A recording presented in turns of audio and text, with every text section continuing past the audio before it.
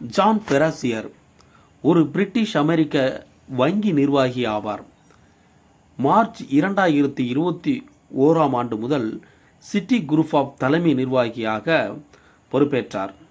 அது மட்டுமின்றி city group of நிறுவனத்தின் முதல் பெண் நிர்வாகி ஆவார். இவர் 1967 செயின்ட் ஆண்ட்ரூஸ், ஸ்காட்லாந்தில் பிறந்தார். 2021 மார்ச்சில் சிஇஓவாக பொறுப்பேற்றினார்.